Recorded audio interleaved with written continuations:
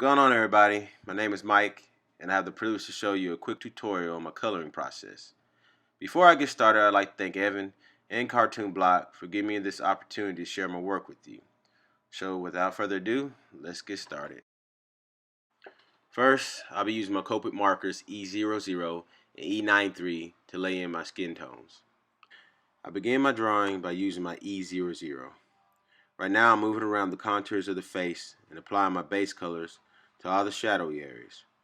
It really helps if you know a little about the planes and the form of the face when doing this. Next, I'll grab my E93 and I'll go back over the shadow areas. I'm being sure not to completely oversaturate the base color that I previously laid down.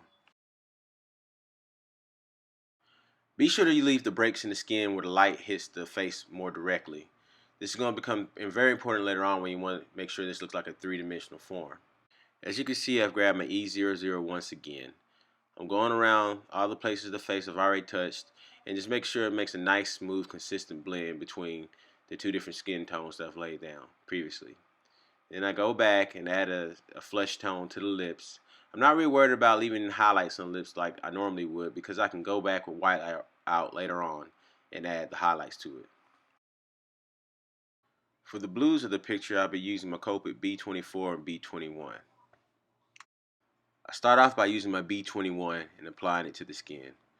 I'm just going around and applying it to the same shadowy areas that I did with my other colors. Now I'm just moving around the surface of the face, making sure that I have a consistent light source. Then once again, I grab my E00 and I start to blend out my colors and make a smooth transition. At this point, I'm just going around touching up areas of the face that I might have possibly missed.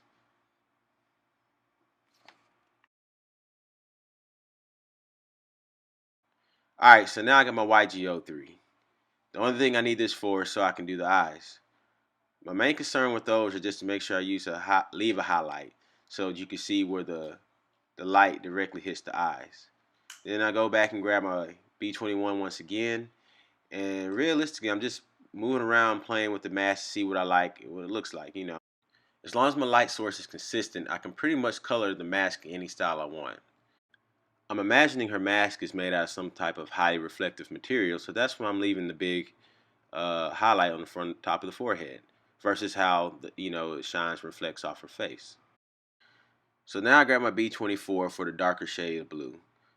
Right now I'm just applying shadows to anywhere that I think that the light wouldn't actually hit the mask. As you can see at the top of the head, I started playing with the way I color it, but I didn't really like it, so I filled it back in. Because it's all about experimentation to see what you like. And at this point, I'm pretty much going around adding spot color and just adding the shadows anywhere that makes sense. It's not an exact science. Then I go back with my B21 once again, and I'm making a nice, smooth, consistent blend as I always do at the end of my coloring process. So just apply these same techniques and tips to the rest of your picture, using different colors, of course. Just make sure you remember where the highlights and the shadows are, because that really makes it look like a three-dimensional form. For commissions and work, my email address is commissionhunt@gmail.com. You can see my DeviantArt address. I literally just started my YouTube channel and my Instagram like last week, but I'm definitely about to start doing weekly updates on videos and pictures on both. So thank you once again, Evan and Cartoon Block, for giving me this opportunity to share my work and my process with you. Peace.